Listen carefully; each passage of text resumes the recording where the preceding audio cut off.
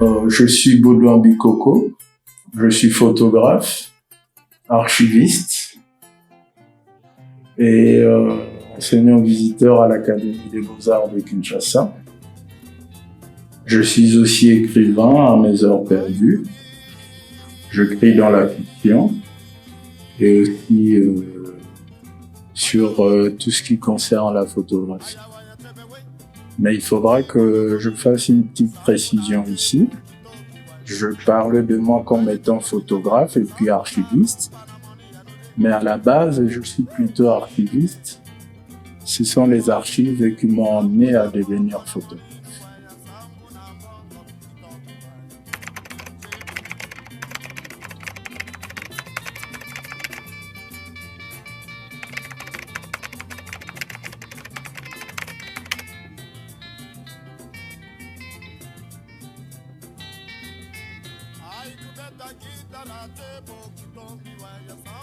Bon, il faut dire que la photographie et moi, c'est une histoire qui date de mon enfance. Parce que dans ma famille, j'avais un oncle photographe, très connu là où on habitait à l'Équateur, dans la ville de Mbandaka. Il avait un studio sur la place de Mbandaka qui s'appelait Studio Moderne. Et comme il était de coutume à l'époque, pour certaines occasions, sortie d'une messe de dimanche, la communion, le baptême, on allait tous à son studio pour nous faire prendre en photographie. Et je crois que c'est à partir de ce moment-là que j'ai mémorisé les images photographiques. Ensuite, très jeune, je crois, j'avais 20 ou 21 ans, en Europe, je commençais à faire des photos. Nous avons commencé à faire des photos en bande. On s'est photographié entre nous pour un peu garder des souvenirs et tout ça. Et puis, ça s'est perdu en un temps. Alors, cela revient en 1989. Là, je suis journaliste, directeur de publication d'une revue africaine, disons zaïroise, à l'époque en Belgique. Et j'ai donc appris qu'il y avait une exposition d'art contemporain des artistes non occidentaux. Il y avait des Africains, des Zaïrois, Congolais. Et je me suis dit, c'est un événement que je devrais couvrir. Je suis allé à Paris, au Centre Pompidou. Et là, j'ai découvert, je regardais, tout me plaisait. Mais singulièrement, je découvre qu'il y a 3 artistes zaïrois, congolais. Il y avait l'artiste Moké et Chéri Samba, et qui était de la peinture populaire. Et puis il y avait un maquettiste qui s'appelait Kingeles, Bolis Kingeles. Je trouvais ça intéressant.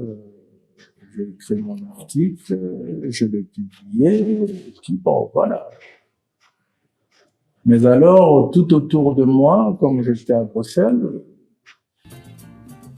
certains marchands d'art et certains collectionneurs commençaient à venir me voir. Parce qu'après avoir publié cet article-là dans Maigre Simon, la revue s'appelait Maigre Simon, je commençais à recevoir des artistes congolais de passage en Europe. Et quand ils arrivaient, ils avaient besoin d'avoir une certaine visibilité, ils contactaient les médias. J'étais les médias indiqués. Et comme j'avais aussi des contacts avec les médias belges, je connaissais certains journalistes, et donc j'étais devenu comme un pont pour faire passer les artistes de mon pays vers les médias de la place. Alors, bon, j'ai aimé. J'ai commencé à fouiller pour voir c'est quoi L'art congolais, pour moi, c'est mon enfance, hein, la peinture figurative, Mendambu et tout ça, mais de loin, je voyais ça de très loin. Mais alors là, avec la peinture populaire, je m'approche vraiment et je deviens l'ami des artistes, ces artistes populaires. Chéri Samba, Moké, Chéri Charin, Bodo, Sims, Simaro, ils sont tous devenus mes amis. Alors, de fil en aiguille, en faisant des recherches sur Internet, je tombe sur une photo. La photo en question, c'était une photo en noir et blanc de Simon Tchamal. C'était un site allemand qui avait publié ça. Je trouvais la photo très belle. Je me suis dit, le jour où je vais aller au Congo, il faudrait que je rencontre ces photographes-là. Et c'est là que ça remonte mes souvenirs d'enfance, la photographie dans ma famille et tout ça. Ça me remonte. Et je viens à Kinshasa, je cherche les photographes et finalement j'arrive à les trouver. Il était surpris que sa photo avait été publiée sur la net, il n'était pas au courant. J'en ai fait un ami. On a commencé à parler photographie et tout ça. Et lui me présente une revue dédiée à la photographie de Kinshasa. Ça, c'est Revue Noire. Ils ont publié des photos qu'ils ont appelées les photographes de Kinshasa. Et j'ai commencé à feuilleter cette revue-là, à regarder, à trouver très intéressantes les images qui étaient là et tout. Alors, à partir de Simon Tchamala, je me dis, il faut que je rencontre ces photographes-là qui sont dans cette revue-là. Et on commence à sillonner Kinshasa, à la recherche de ces photographes-là, les vieux photographes, surtout les photographes de studio. On passait à droite, on nous disait, ah non, il est déjà mort celui-là. À gauche, ah non, on ne sait pas où il est. Bon, finalement, c'est un peu difficile. Mais la Revue Noire, c'est en fait l'élément catalyseur qui me plonge vraiment dans la photographie congolaise. On est en 1994, hein. On est en 1994, 1995. Et voilà, petit à petit, parce que je ne trouve pas ces photographes-là, je me dis, ils sont plus là, je trouve pas la matière pour pouvoir travailler. Je commence à acheter des photos, n'importe quelle photo. Que je trouve, les albums des amis, les albums de famille, les gens que je rencontre, je leur dis que je suis intéressé par les photos en noir et blanc, par les photos anciennes, et puis de fil en aiguille, les gens apprennent qu'il y a quelqu'un, à Kasavubu, à l'époque j'habitais à Kasavubu, qui achète des photos. Je suis passé, l'un avec 3 photos, l'autre avec 5 photos, 10 photos, une photo, et voilà, c'est comme ça que c'est parti. J'ai acheté pêle-mêle, sans pour autant me dire, je pars d'un thème pour arriver à un autre, j'ai acheté pêle-mêle. Alors, quand j'ai eu suffisamment de photos, je commençais à les classer. Photos de studio, photos de la ville de Kinshasa, portraits de femmes, photos de bars de Kinshasa, les musiciens, les chanteuses, les anonymes, les playboys de l'époque. Voilà comment c'est parti. Alors, là, je suis encore dans l'à peu près. Mais il y a un élément qui intervient, c'est qu'un jour, je suis chez moi je vois débarquer deux, trois personnes qui me disent bonjour monsieur, nous avons appris que vous vous intéressez à la photographie. Je dis oui. Alors ils me sortent un sachet, je peux vous le montrer tout à l'heure. Ils me disent voilà, nous avons des négatifs, des gens des paras. Et nous aimerions que vous puissiez les acheter. Parce que, avec vous, nous sommes certains que les photos resteront au Congo et que les Congolais vont en profiter. Nous avons signé des contrats avec des gens qui nous ont pris des images, qui sont partis, et jusque-là, il n'y a pas de retour. Voilà. Je regardais, je ne connaissais rien. Les négatifs, je ne sais pas distinguer les images et tout. Je me suis entendu avec vous, avec eux, nous avons fait un marché, et puis je gardais le négatif. Alors, j'appelle Simon Chamala, je lui dis, écoutez, je le négatif de départ. Ah oui, je dis oui, je le négatif de départ à montrer, je montre. Alors, il faut qu'on voie les photos. Alors, lui, comme c'était un laborantin aussi, il avait travaillé dans un laboratoire photo, il dit, bon, écoutez, on n'a pas besoin de grand-chose. Il a fabriqué une caisse avec une ampoule en dessous et une vitre au-dessus. Et nous avons commencé à mettre les photos sur la vitre. Et là, les photos ressortaient. On commençait à faire, à bien voir les photos qui étaient dans ces négatifs-là.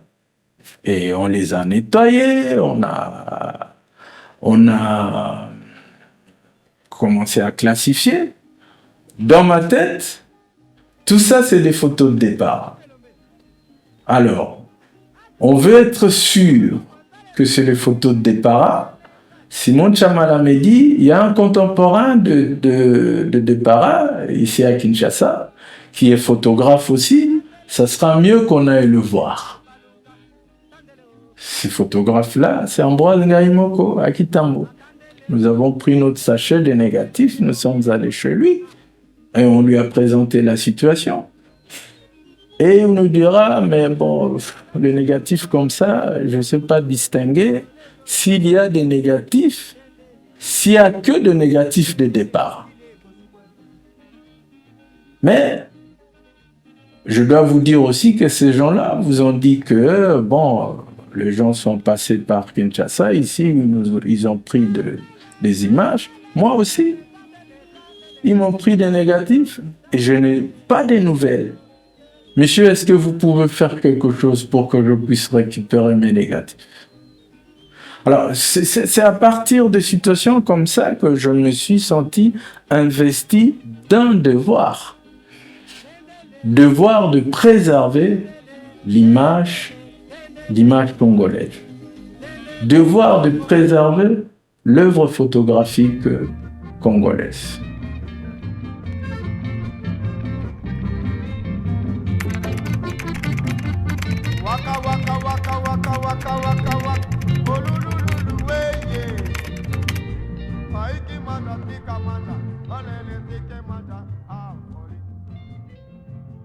Bon, en fait, le centenaire de la photographie congolaise, pour moi, c'est un déroulé. Hein, c'est comme si on était en train de dérouler quelque chose, un tissu, une feuille papyrus où il y a des choses qui sont écrites. Je découvre, grâce à la Revue Noire, que c'est en 1925 que Samuel Lema a commencé à faire des photos. Comme j'ai toujours eu à chercher à connaître, parce que archiver, c'est avoir une passion de l'histoire. On n'est pas historien, mais on est passionné par l'histoire. Ça, c'est aussi ce qui m'anime quand j'organise des archives. Alors, je suis allé voir Maître Lema. Et je lui ai posé la question, il s'est mis à rigoler. Il a dit, oui, c'est mon père. Ah, je dis, ouais, je suis bien tombé. Qui était-il? Et il a commencé à me raconter qui était son père et tout ça, comment il a commencé et tout ça. Je pris les notes et tout. Et ben, voilà. Alors, la même chose. Je suis allé chercher des informations sur Jean Desparas. Retenez que Jean Desparas, c'est le photographe congolais le plus primé et reconnu à travers le monde. Et bon, je rencontrais des gens qu'il a photographiés, parce que lui, il est mort, je crois, en 94. Et je rencontrais des gens qui l'avaient photographié, et ils m'ont parlé de lui. Je suis allé chez Ngaïmoko, lui, c'était pas difficile parce qu'il est vivant. Je cherchais à avoir les informations sur Diogo. Je cherchais à avoir des informations sur Santos, qui était juste ici à Bandal. Il est décédé, mais je rencontre son jeune frère. Et voilà, je fais la rencontre de la famille Freitas. Freitas, qui est aussi l'un des grands précurseurs. Parce qu'il y a Samuel Lema, il y a Antoine Freitas, il y a un troisième qui avait commencé presque dans cette période-là, mais lui, il était dans les Kasaï, Tchidibi. Bon, lui, je n'ai pas des documents sur lui, mais bon, à partir de là, je commençais à faire des chapitres, à classifier les précurseurs. Ils ont commencé en 1925. Après les précurseurs, qu'est-ce qui se passe? Après les précurseurs, il y a la photo de studio, mais celle-là, elle est faite par des Européens. Il y a également le photojournalisme. Quand on crée ici, en 1957, Congo Presse, à l'époque, il n'y avait que des blancs. Mais, à la veille de l'indépendance, ils ont pris un photographe qui sortait de l'armée, de la force publique, qui s'appelait Joseph Mapula. Ils l'ont envoyé en Europe. Il a pris une formation là-bas. Et quand il est revenu, il a commencé à travailler. C'était le premier Congolais à travailler dans cette agence-là. Ensuite, quand les Européens sont partis, lui, il a commencé à diriger cette agence-là en formant d'autres Congolais dans la photographie. Il y avait des photographes à l'armée, Kassinga, un certain Baudouin que je rencontrais, qui est mort, qui habitait aussi ici à Bandal. Et bon, voilà. La photo de studio commence par les Européens du côté de la ville. Le Congolais était dans la cité indigène. Et puis dans la cité indigène, vers les années 50, c'est la vague de photos de studio par des Noirs. Je dis par des Noirs, pas par des Congolais. Par des Noirs parce que c'est la vague de photographes qui sont venus presque tous de l'Angola. Vous trouvez Jean Desparas, vous trouvez Emmanuel Pedro, vous trouvez Diogo, même Ambroise Ngaïmoko venait de l'Angola, et qui d'autre? Santos ici à Bandal. Donc, c'était tous des photographes venus de l'Angola. Alors, j'ai une explication. Comment se fait-il qu'ils se lancent tous dans la photographie?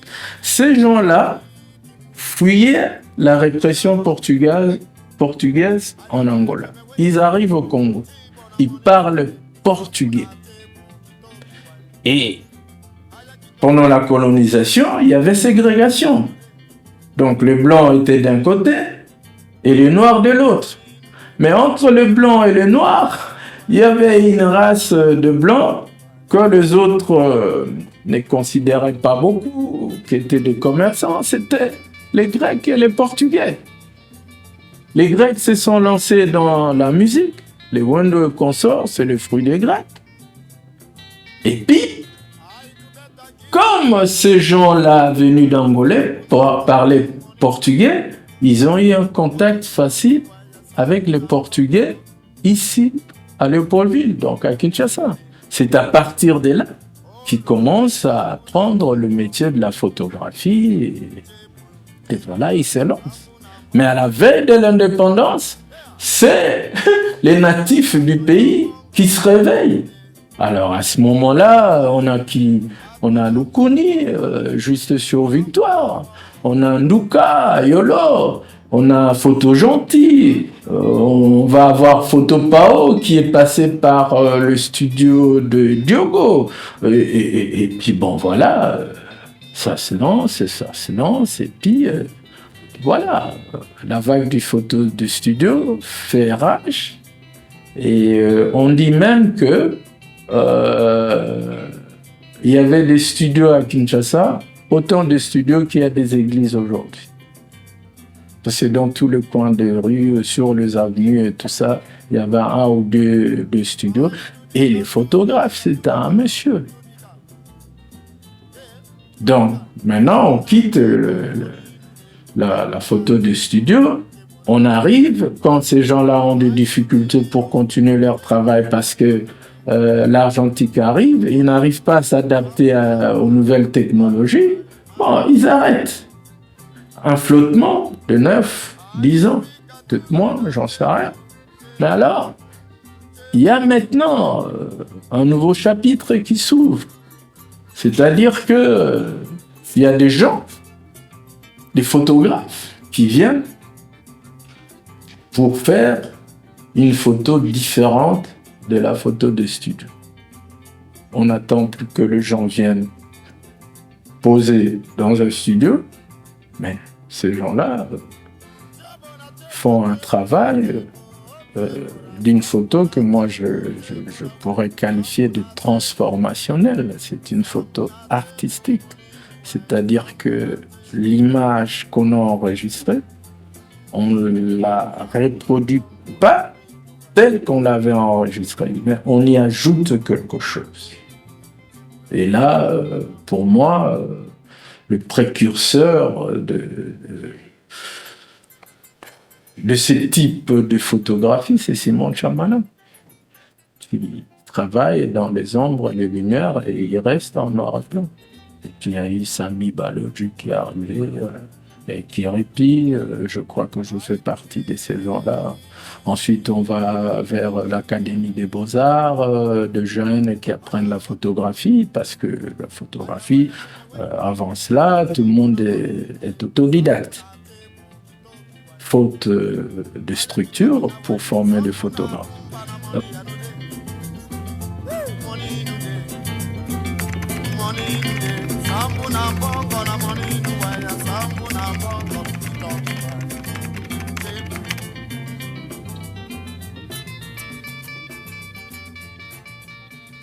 Bon, le centenaire, en fait, c'est le déroulé de ce qui a été fait par des Congolais.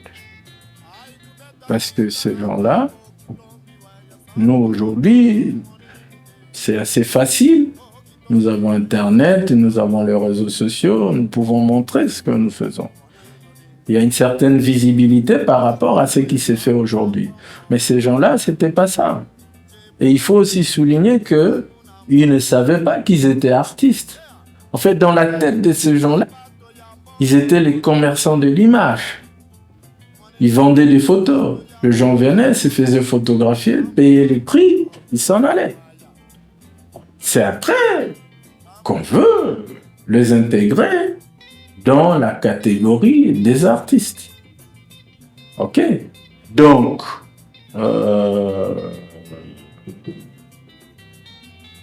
le centenaire, c'est beaucoup plus la photographie congolaise, c'est-à-dire celle faite par des Congolais. Mais nous n'excluons pas la photo faite au Congo. C'est-à-dire qu'il y a des gens qui sont étrangers, qui ont visité notre pays, qui ont habité chez nous, qui étaient photographes, qui ont enregistré des images et qui ont fait des photos.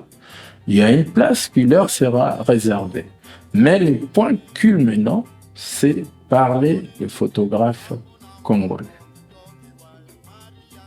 Bon, ça va s'organiser d'une manière aussi simple. Ça sera festif. C'est-à-dire une grande photo et une grande fête autour de la photo. Nous allons avoir des expositions. Nous allons avoir des ateliers de formation. Nous allons avoir des conférences. Les expositions seront organisées dans presque 10 sites à travers la ville de Kinshasa. Et chaque site aura un thème bien précis.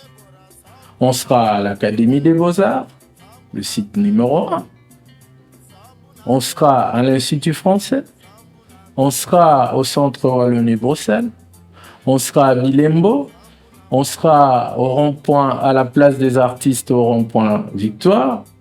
Quelque part plus loin, Ndakwa, la vie est belle, on y sera aussi. On sera à la place des évolués. On sera à Njili chez les Munder. Et jusqu'à présent, c'est ça. C'est un peu ça. Bon, nous sommes en plein travail de préparation. Il se peut que d'autres choses puissent s'ajouter, mais la base, c'est celle-là.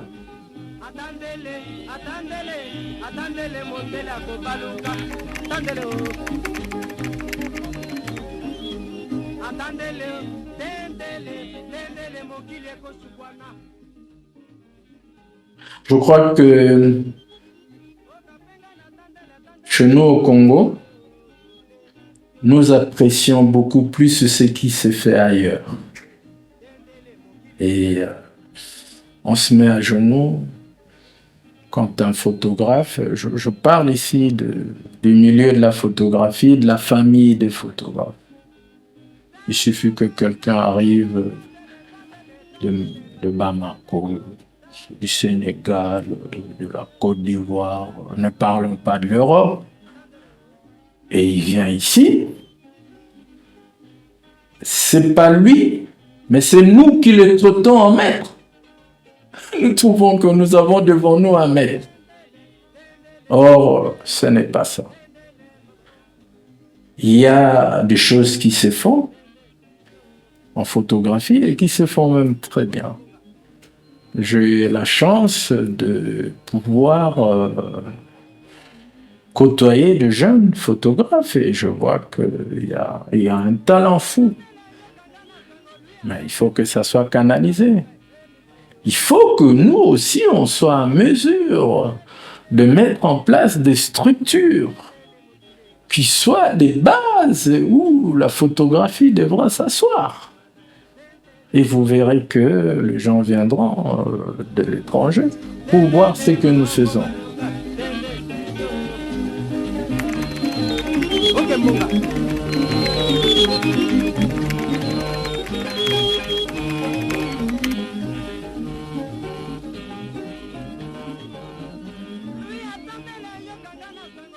Bon, il faut que je fasse un pas en arrière. C'est-à-dire que j'habite chez moi, j'ai une grande maison, une grande cour.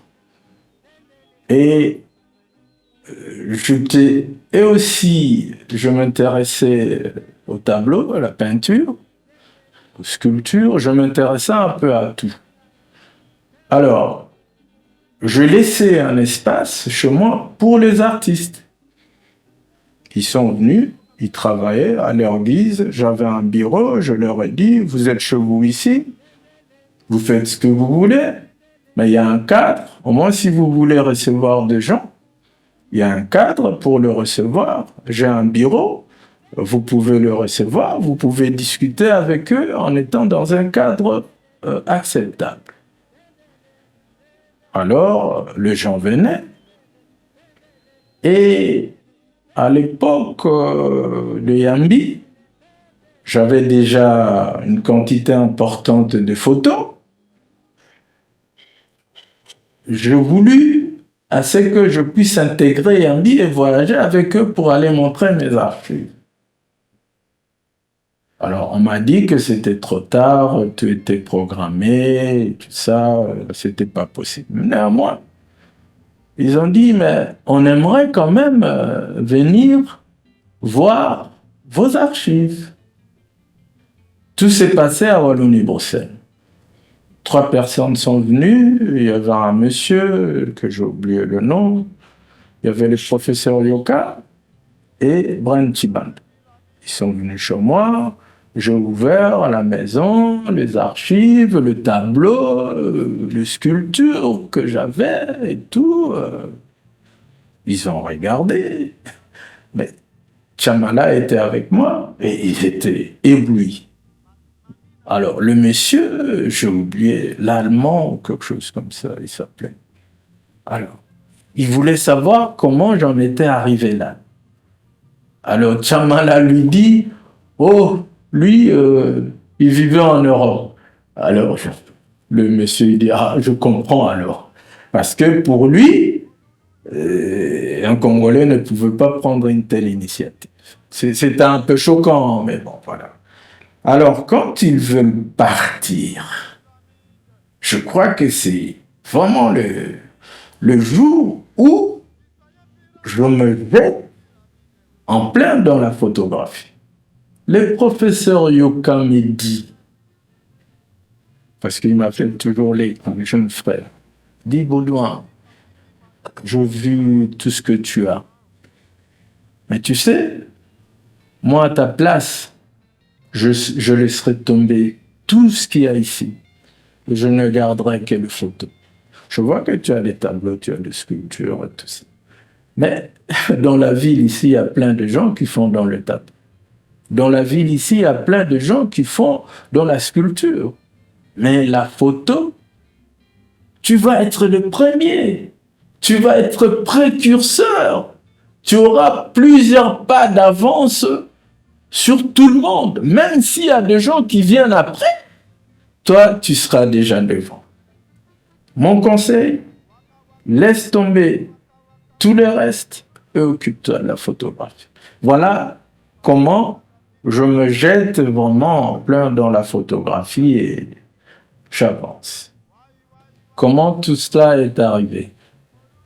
Donc, je chemoie des artistes, toutes disciplines confondues.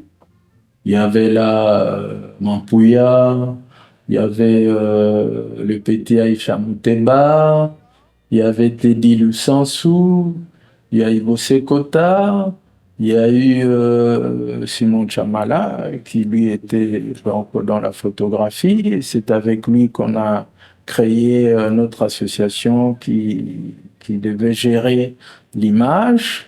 Et nous avons reçu là aussi un jeune peintre qui s'appelait Kiripi Katembo. Donc il est arrivé chez nous, peintre. Il travaillait dans la peinture et j'aimais beaucoup ce qu'il faisait. Parce que la singularité dans son travail, c'est que les châssis de ces tableaux avaient des formes géométriques. Il y avait des losanges, il y avait des triangles, et je trouvais ça très original. Et il a préparé une série à partir de mon espace, l'espace L'Art de Vivre à Kasavubu, et il a eu une exposition solo pour ce tableau à l'Institut français. Après l'exposition de Kiripi à l'Institut français, nous sommes tous revenus dans l'espace et tout le monde a continué à travailler et tout ça. Alors, moi, mon travail avec Simon Chamala, c'était que je voulais l'aider à pouvoir avancer dans son travail, acheter du matériel pour lui, de films, même un appareil photo, et je voulais que lui puisse attirer de jeunes photographes, qu'on puisse former une équipe de photographes pour créer un esprit, quelque chose de nouveau dans la photographie. Alors je commençais à m'immiscer un peu dans le travail qu'il faisait.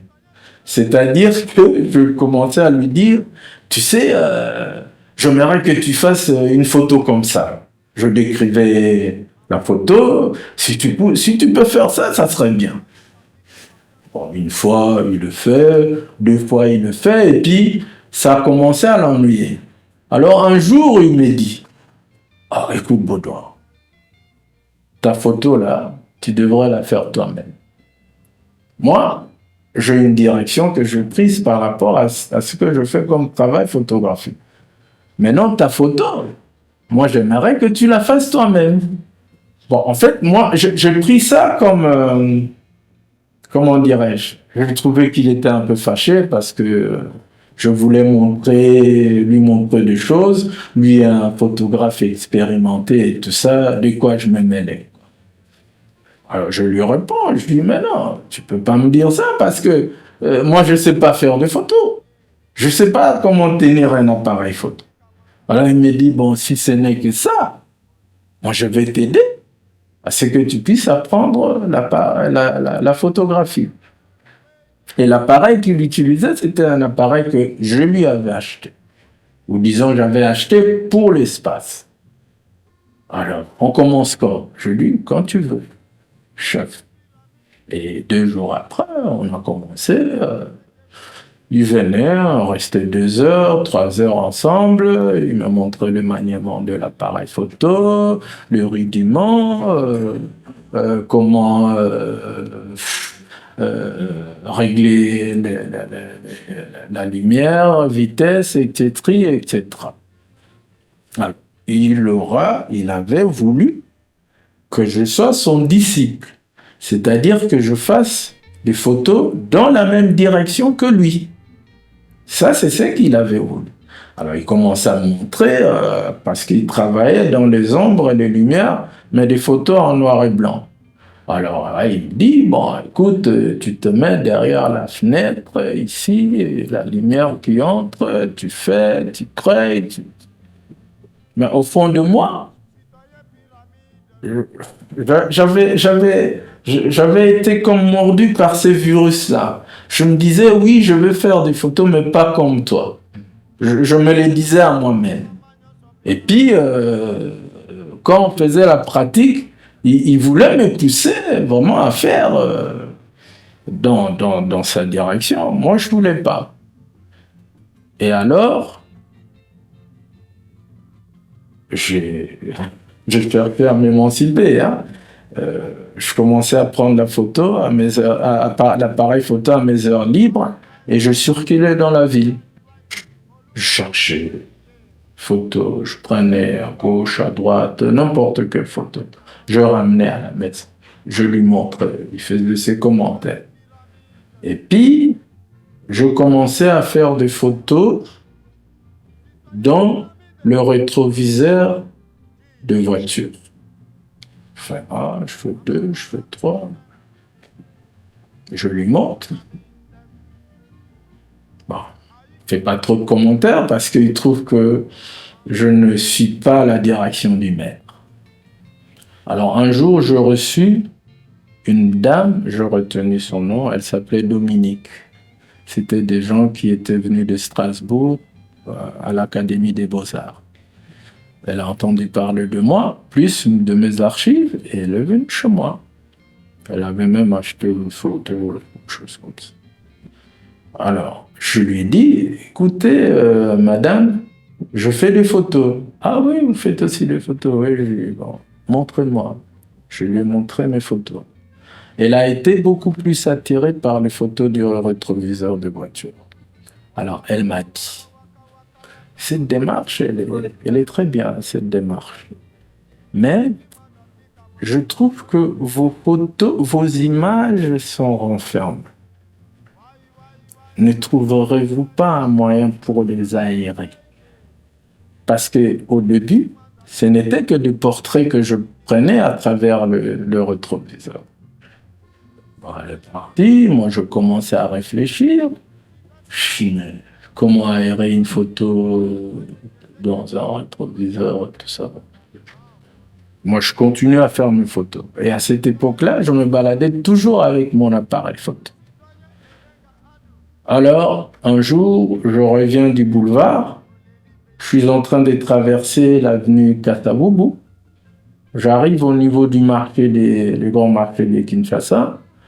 Je vois devant moi un pousse-pousseur avec des mousses de matelas qui montaient jusqu'au ciel.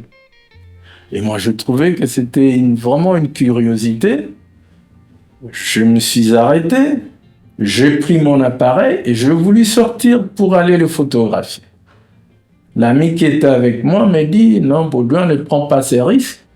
Tous ces gens qui sont ici, si jamais le monsieur n'est pas content, ils vont s'acharner sur nous, on risque même d'attraper des coups, caillasser, arrête. » Je dis « Oui, il a raison. » Alors, je suis resté avec mon appareil photo en main. Et je vois passer ce monsieur-là qui passe à côté de la voiture, qui part, qui va derrière et qui continue son chemin.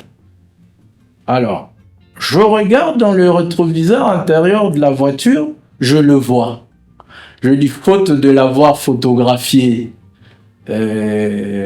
en présentiel, visuel, face à face comme ça, je prends sa photo dans le rétroviseur. Je soulève mon appareil photo et clac, je prends la photo. Mais monsieur part, nous on y va. Alors à l'époque, je suis en train de travailler à l'argentique. C'est pas encore le numérique. Voilà. Et je rentre chez moi à la maison. Je vais chez Fuji pour faire les tirages des photos.